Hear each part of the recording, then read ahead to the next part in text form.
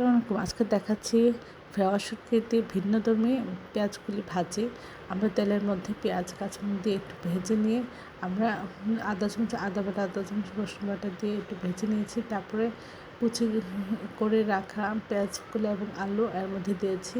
দিয়ে আদা চামচ লবণ, আদা চামচ হলুদ গুঁড়ো, আদা চামচ ধনিয়া গুঁড়ো, আদা চামচ জিরা গুঁড়ো সব কিছু দিয়ে একসাথে এভাবে নাড়াচাড়া করে নেব।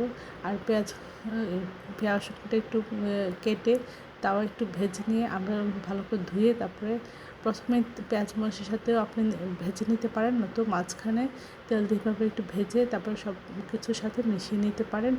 এভাবে তারপরে বারবার একটু নাড়াচাড়া করে দেবেন আর প্রয়োজন হলে তেল দেবেন। সব কিছু ঠিক আছে কিনা একটু টেস্ট করতে হবে। সব কিছু ঠিক থাকলে সিদ্ধ হয়ে গেলে আমরা এটাকে নামিয়ে পরিবেশন করব। এটা একটা ভিন্নধর্মী ভাজি, এটাও খেতে মজা হয়। আশা করি এভাবে আপনারা একবার হলেও ট্রাই করবেন। সবাই আমার চ্যানেলটি লাইক করুন, শেয়ার দেবেন, সাবস্ক্রাইব করবেন, প্রিয়জনকে বেশি বেশি করে শেয়ার দেবেন। আমার চ্যানেলে সব রকম রান্নার রেসিপি রয়েছে, আশা করি